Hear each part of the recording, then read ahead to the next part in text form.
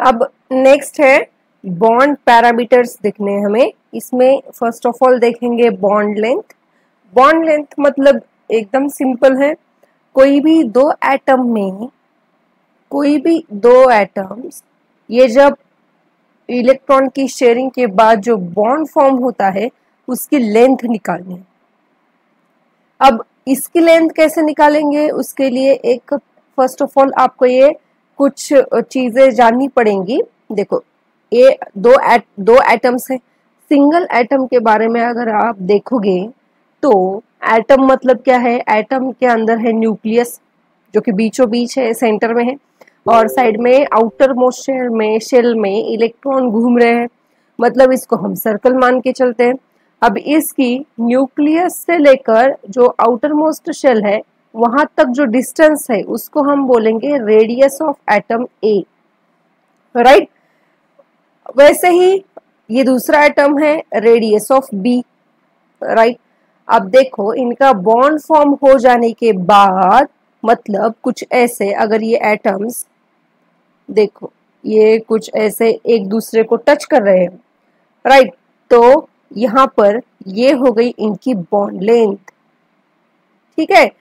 तो फिर ये बॉन्ड लेंथ क्या होगी, it is inter nuclear distance between two atoms, समझ रहा है, ये होगा inter nuclear distance between two atoms, मतलब रेडियस ऑफ, और ये टोटल डिस्टेंस कितना है, radius of A plus radius of B, ठीक है। ये हो गई बॉन्ड लेंथ आपकी निकालने की, मतलब ये कैसे निकालते हैं ये बताया।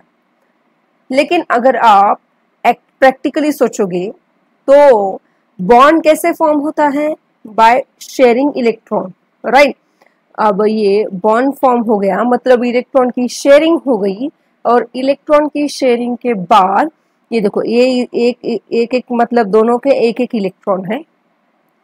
शेयरिंग के बाद ये आपको आगे बताया गया है, ये जो एटम्स है उनकी ओवरलैपिंग हो जाती है। ओवरलैपिंग मतलब क्या, यहाँ पर जो एटम्स थे वो एक दूसरे को खाली टच कर रहे थे, लेकिन यहाँ पर ये ओवरलैप कर रहे हैं, राइट। ये आपको दिखाई दे रहा होगा, ये टच नहीं ओवरलैप कर रहे हैं।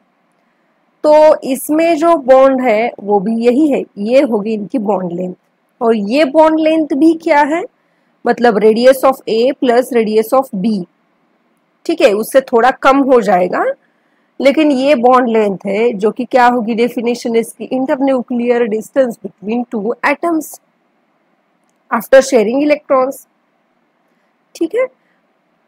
अब आप बोलोगे कि बॉन्ड तो इलेक्ट्रॉन ट्रांसफर से भी फॉर्म होता है, तो ये जो बॉन्ड फॉर्म हुआ है जो कि मैंने बोला इलेक्ट्रॉन शेयरिंग से, मतलब यहाँ पर कौन सा बॉन्ड फॉर्म हो गया है, covalent bond, right. Covalent bond form हुआ है, जो इसकी जो रेडियस होगी तो उसको हम बोलेंगे कोवैलेंट रेडियस, समझने के लिए। और जो पहले हमने देखा कि जहां पर एटम खाली टच हो रहे हैं, देखो ये जो है वो आइडियल कंडीशन है, जो कि मतलब बहुत ऐसा कम पाया जाता है। कोवैलेंट रेडियस ज्यादातर हमें जरूरत होती है इसकी। अब कंपैरिजन करना है हमें, ये हो गई कोवैलेंट रेडियस, ठीक है। अब देखेंगे हम वंडरवॉल रेडियस क्या होती है। वंडरवॉल रेडियस कब होती है, ऐसे सिचुएशन में कि जहां पर मतलब एटम बस एक दूसरे को टच कर रहे हैं या फिर सिर्फ पास पास है एटम्स, जैसे कि देखो नियॉन, हेलियम, ये जो है कितने भी एटम्स आप पास में रखो ये तो मतलब उतना बॉन्ड फॉर्मेशन पार्टिसिपेट नहीं करते, और मतलब इनकी अगर किसी मॉलिक्यूल के साथ अगर ये हो, मतलब इनकी भी अगर बॉन्ड लेंथ निकालने की जरूरत पड़ेगी तो उसको हम निकालते हैं किससे, वंडरवॉल रेडियस से। मतलब इनका क्या होगा, एटम सिर्फ क्या होंगे, पास पास होंगे या फिर टच होंगे, तो इसमें भी क्या होगा, ये देखो कुछ ऐसे हम निकालेंगे radius of A plus radius of B. अगर हम अभी कंपेयर करें किसमें, कोवैलेंट रेडियस और वंडरवॉल रेडियस में, तो आपको ये दिखाई देगा कि वंडरवॉल रेडियस जो है वो बड़ी होगी कोवैलेंट रेडियस में, क्योंकि वंडरवॉल रेडियस में क्या हो रहा है, अगर आप ये देखो, ये डिस्टेंस देखो आप, जो कि है ये रेडियस कौन सी है, वंडरवॉल रेडियस। और अगर ओवरलैपिंग की बात करोगे आप उन्हीं एटम की, तो यहाँ पर जो है वो आपको रेडियस कम हो जाएगी, ऐसा दिखेगा, क्योंकि यहाँ पर ओवरलैपिंग की वजह से। तो यहाँ पे एक बात ध्यान रखनी है, van der Waals radius is greater than covalent radius. और यहाँ पे एक एग्जाम्पल भी दिया है जो कि समझ लो, कोवैलेंट रेडियस। अब ये देखो, ये जो है समझ लो आप, ये एक मैं साइड में बताती हूँ, ये कुछ ऐसा है, ये दो एटम्स हैं, इन्होंने बॉन्ड फॉर्म किया है, मतलब शेयरिंग कर ली है, ये आउटर मोस्ट शेल है। अगर इसको मैं निकाल दूं, ये समझने के लिए हमें ये कुछ ऐसे ड्रॉ किया है यहाँ पर, ये देखो, ये आउटर मोस्ट शेल है। अब उसके बाद उसमें अंदर तो एक शेल होगी, ठीक है, तो और ये है न्यूक्लियस, तो इनके अंदर का जो डिस्टेंस है ये, उसको आप बोलोगे, मतलब ये तो दोनों का हो गया डिस्टेंस, इसको अब अगर आप टू पार्ट्स में इक्वली डिवाइड करोगे तो ये है आपकी कोवैलेंट रेडियस, ठीक है। अब आगे देखो, वंडरवॉल रेडियस मतलब क्या, सपोज ऐसे ही ये एक मॉलिक्यूल है, जैसे कि कोई भी मॉलिक्यूल ले लो, ऐसी कोई बात नहीं है, सपोज ये Cl2 का मॉलिक्यूल है, तो इसमें कोवैलेंट रेडियस बताइए। तो वंडरवॉल रेडियस मतलब क्या, Cl2, यहाँ पर कोवैलेंट रेडियस मतलब क्या है, क्लोरीन सिंगल बॉन्ड क्लोरीन, इन दोनों के बीच में जो बॉन्ड है इसकी लेंथ बताइए। अब वंडरवॉल रेडियस में क्या होगा, सपोज ऐसे Cl2 के मॉलिक्यूल्स पास में है, तो फिर वहां पर हम क्या निकालते हैं, वंडरवॉल रेडियस, क्योंकि ये, हाँ, इन दोनों में बॉन्डिंग है जैसे कि यहाँ पर है, लेकिन Cl2 का एक मॉलिक्यूल और Cl2 का दूसरा मॉलिक्यूल, इनमें बॉन्ड नहीं होगा, ठीक है, केमिकल बॉन्ड नहीं होगा, तो ये सिर्फ पास पास में बैठे होंगे Cl2 के मॉलिक्यूल, जैसे कि यहाँ पर दिखाई दिए है। देखो, ये एक Cl2 का मॉलिक्यूल है और ये दूसरा Cl2 का मॉलिक्यूल है, राइट। अब इन दोनों, ये दोनों एक दूसरे को सिर्फ टच कर रहे हैं, और यहाँ पर जो रेडियस होगी, जैसे कि देखो यहाँ पर बताया है, अब इनके न्यूक्लियस की तरफ जाते हैं हम, Cl2 का एक मॉलिक्यूल, ये दूसरा मॉलिक्यूल है, और इन दोनों में जो इंटर न्यूक्लियर डिस्टेंस है उसको बस डिवाइड कर दो, ये हो गई आपकी वंडरवॉल रेडियस, ठीक है। यहाँ पर बस यही बताया है, और आपको एक बात ध्यान रखनी है, क्या, van der Waals radius is greater than covalent radius. अब देखो यहाँ पर नोट्स दी गई है कुछ, van der Waals radius is greater than covalent radius, जो कि अभी देखा आपने हमने। फिर बाद में है बॉन्ड लेंथ, ये देखो, bond length is inversely related to bond strength, ये देखो, ये सिंबल है डायरेक्टली प्रोपोर्शनल का, और ये है इनवर्सली, ठीक है, या फिर bond length is inversely proportional to bond strength, ऐसे भी लिख सकते हो आप। तो यहां पर ये कैसे, देखो, अब देखो, ए और बी के बीच में एक बॉन्ड है और सी और डी के बीच में एक बॉन्ड है। अगर आप देखोगे तो आपको पता चलेगा ए और बी में जो बॉन्ड है उसकी लेंथ ज्यादा है, राइट, और सी डी में जो बॉन्ड है उसकी लेंथ कम है। तो सिंपल सी बात है, जो कौन सा बॉन्ड इजीली ब्रेक हो सकता है, बॉन्ड स्ट्रेंथ मतलब ब्रेक होना, राइट, सिंपल सी बात है, जिसकी लेंथ ज्यादा होगी वो बॉन्ड इजीली ब्रेक होगा, और जिसकी लेंथ छोटी है वो बॉन्ड थोड़ा सा डिफिकल्ट होगा ब्रेक करने के लिए। तो यहाँ पर यही बताया गया है, जितनी ज्यादा बॉन्ड लेंथ उतनी कम बॉन्ड स्ट्रेंथ। बॉन्ड स्ट्रेंथ, ज्यादा बॉन्ड स्ट्रेंथ मतलब बॉन्ड बहुत डिफिकल्ट होगा टूटने के लिए, और लेस बॉन्ड स्ट्रेंथ मतलब बॉन्ड इजीली ब्रेक हो जाएगा। इनवर्स रिलेशन याद रखना है, बॉन्ड लेंथ अगर छोटी है इसका मतलब कि बॉन्ड स्ट्रेंथ ज्यादा है, मतलब वो बॉन्ड ब्रेक नहीं होगा इजीली। ठीक है, अब next, high bond strength means less reactivity, ये भी इम्पोर्टेंट है।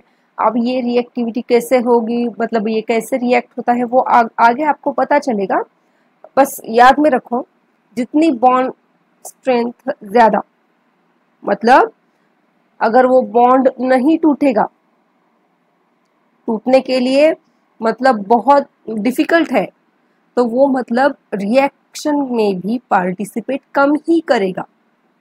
वो कैसे, आगे आपको पता चलेगा। बॉन्ड एनर्जी, उसको ही बॉन्ड एंथैल्पी भी बोलते हैं। देखो यहाँ पर क्या है, बॉन्ड एनर्जी और एंथैल्पी का मतलब क्या है, it is energy required to break the bond.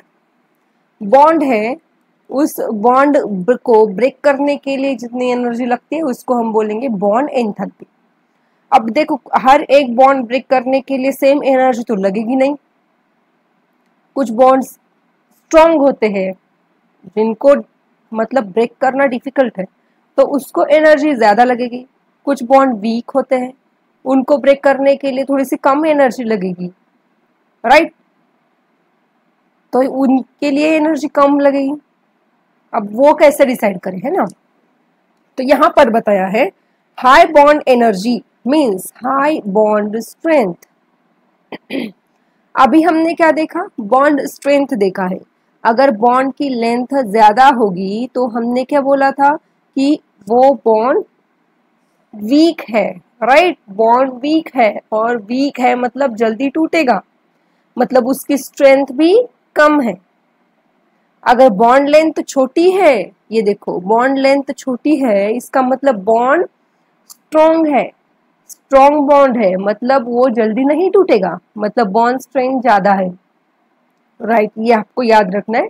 अब हम यूज करेंगे सिर्फ बॉन्ड स्ट्रेंथ को, और बॉन्ड स्ट्रेंथ क्या कहती है, हमें बॉन्ड ब्रेक करना है, जो बॉन्ड स्ट्रॉन्ग होगा जो कि यहाँ पर है बॉन्ड स्ट्रेंथ उसकी ज्यादा है, बॉन्ड स्ट्रेंथ जितनी ज्यादा उतनी बॉन्ड ब्रेक करने के लिए एनर्जी भी ज्यादा लगेगी, मतलब bond strength is directly proportional to bond energy और बॉन्ड एंथैल्पी। जितना बॉन्ड वीक होगा जैसे कि यहाँ पर है, मतलब उसके लिए वो जल्दी टूट जाएगा, जल्दी टूट जाएगा मतलब बहुत ही कम एनर्जी लगेगी उसको तोड़ने के लिए। इसका मतलब क्या, बॉन्ड स्ट्रेंथ जितनी कम उतनी कम बॉन्ड एनर्जी या फिर एंथैल्पी लगेगी। ठीक है, अब उसमें ही एक टॉपिक है ऐसा, अगर समझो अगर हम लेंगे वाटर का मॉलिक्यूल जो कि यहाँ पर दिया है वाटर, ये कुछ अगर आप बॉन्ड वगैरह लूज स्ट्रक्चर निकालोगे तो आपको पता चलेगा ये कुछ ऐसा है इसका लूज स्ट्रक्चर।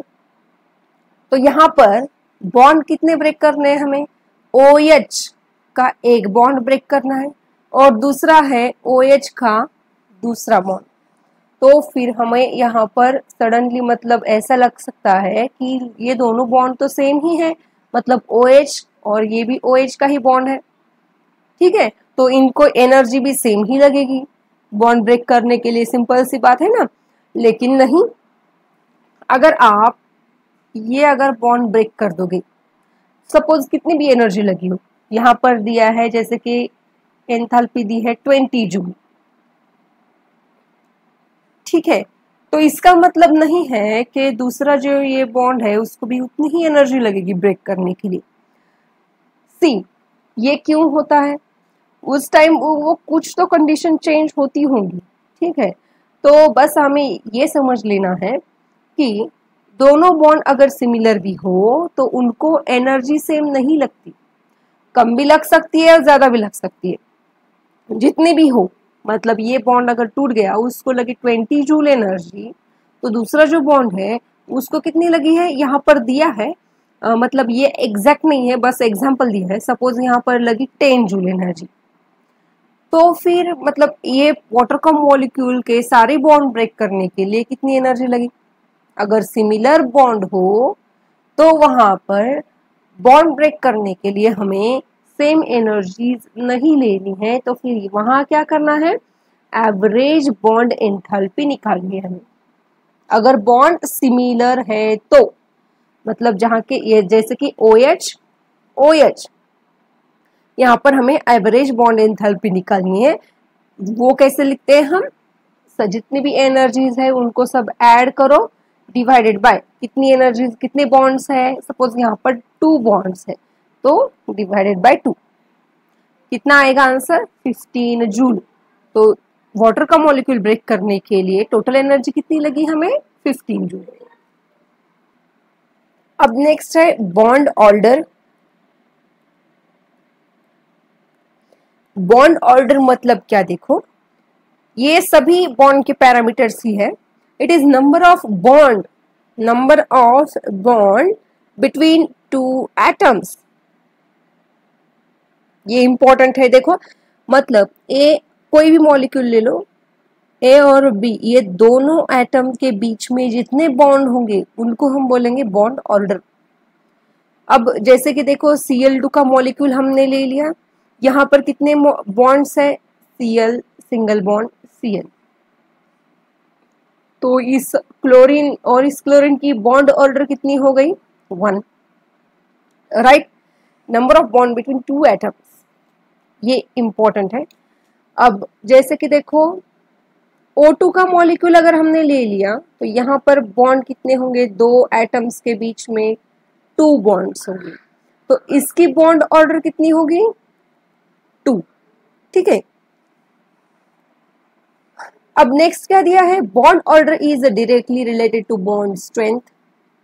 अब देखो, यहाँ पर ए और बी के बीच में जो बॉन्ड है वो हमने सिंगल निकाल दिया, और सी और डी के बीच में हम 2 बॉन्ड निकालते हैं, ई और एफ के बीच में 3 बॉन्ड्स निकालते हैं। इस सेंटेंस का मीनिंग क्या है? देखो, उनका मतलब ये है कि bond order is directly related to bond strength. मतलब जितने ज्यादा बॉन्ड ऑर्डर, मतलब जितने ज्यादा 2 एटम्स के बीच में बॉन्ड होंगे उतना ज्यादा वो बॉन्ड स्ट्रॉन्ग होगा। ठीक है। अगर देखो, हाँ, यहाँ पर देखो, ये सिंगल बॉन्ड है, यहाँ पर डबल बॉन्ड है और यहाँ पे ट्रिपल बॉन्ड है। अब बॉन्ड ऑर्डर किसकी ज्यादा है? यहाँ पे बॉन्ड ऑर्डर जितनी ज्यादा उतनी बॉन्ड की स्ट्रेंथ भी ज्यादा। मतलब बॉन्ड स्ट्रेंथ ज्यादा मतलब क्या? वो बॉन्ड इजीली नहीं टूटेगा, मतलब वो स्ट्रॉन्ग बॉन्ड हो जाएगा। और इन तीनों में बॉन्ड ऑर्डर ई और एफ के बीच में ज्यादा है तो इसकी बॉन्ड स्ट्रेंथ भी ज्यादा होगी।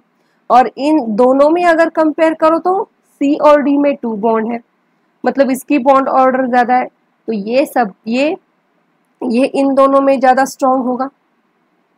और इन तीनों में वीक कौन होगा? बॉन्ड लेंथ, बॉन्ड ऑर्डर कम है तो बॉन्ड स्ट्रेंथ भी कम ही होगी। राइट। अब नेक्स्ट क्या दिया है? देयरफॉर, अब देखो, अगर हम एग्जाम्पल भी देख सकते हैं इससे रिलेटेड। अगर आपके पास 3 लकड़ियां हैं, उसके बाद 2 लकड़ियां हैं और एक सिंगल लकड़ी है, जल्दी कौन सी टूटेगी? जो सिंगल है वो वाली टूटेगी। राइट, मतलब ये वीक होगी, मतलब इसकी बॉन्ड स्ट्रेंथ कम है और बॉन्ड ऑर्डर भी कम ही है। सबसे ज्यादा स्ट्रॉन्ग कौन सी होंगी? 3 लकड़ियां एक साथ तोड़ना बहुत डिफिकल्ट है, मतलब इसकी बॉन्ड स्ट्रेंथ ज्यादा है और बॉन्ड ऑर्डर भी ज्यादा है। नेक्स्ट क्या दिया है? देखो, therefore bond strength depend on following factor. Bond strength के साथ हमें कंपेयर करना है, मतलब इनवर्स रिलेशन है या फिर डायरेक्टली रिलेशन है वो निकालना है।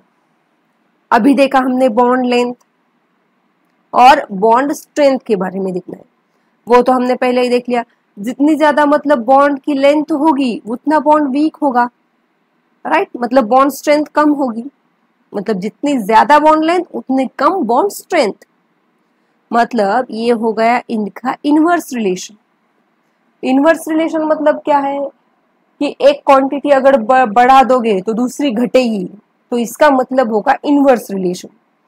अगर आप एक बढ़ा रहे हो तो दूसरी भी अपने आप बढ़ रही है क्वांटिटी, तो उसको आप बोलोगे डायरेक्टली रिलेशन। तो फिर यहाँ क्या हो रहा है कि जितनी बॉन्ड लेंथ ज्यादा है उतना बॉन्ड वीक है, मतलब बॉन्ड स्ट्रेंथ कम है। बॉन्ड लेंथ ज्यादा, बॉन्ड स्ट्रेंथ कम, मतलब इनवर्स रिलेशन। दूसरा चेक करते हैं बॉन्ड एनर्जी। अब ये तो बहुत ही सिंपल है, जितना बॉन्ड स्ट्रॉन्ग होगा, बॉन्ड स्ट्रेंथ जितनी ज्यादा होगी उतनी बॉन्ड एनर्जी ज्यादा लगेगी। देखो यहाँ पर बॉन्ड, यहाँ पर ये बॉन्ड स्ट्रॉन्ग है तो इसको तोड़ना मतलब डिफिकल्ट है, तो उसके लिए बॉन्ड एनर्जी भी ज्यादा लगेगी। बॉन्ड स्ट्रेंथ इंक्रीज हो रही है तो बॉन्ड एनर्जी उतनी ही इंक्रीज होगी। अगर बॉन्ड स्ट्रेंथ कम है तो बॉन्ड एनर्जी भी कम ही लगेगी, मतलब इनका रिलेशन कैसा है, डायरेक्टली रिलेटेड है ये। सेकंड, अब थर्ड है बॉन्ड ऑर्डर। अभी देखा हमने बॉन्ड स्ट्रेंथ और बॉन्ड ऑर्डर के बारे में। अब देखो यहाँ पर ए बी ये सिंगल बॉन्ड है, अब सी डी डबल बॉन्ड है, ई एफ इनमें ट्रिपल बॉन्ड। तो इससे क्या देख सकते हैं हम कि ये जो ट्रिपल बॉन्ड है, जितने ज्यादा बॉन्ड उतना बॉन्ड क्या होगा, स्ट्रॉन्ग होगा। फिर एक बार देखो, टू एटम्स के बीच में जितने ज्यादा बॉन्ड होंगे उतना वो बॉन्ड स्ट्रॉन्ग होगा, मतलब bond strength is directly related to bond order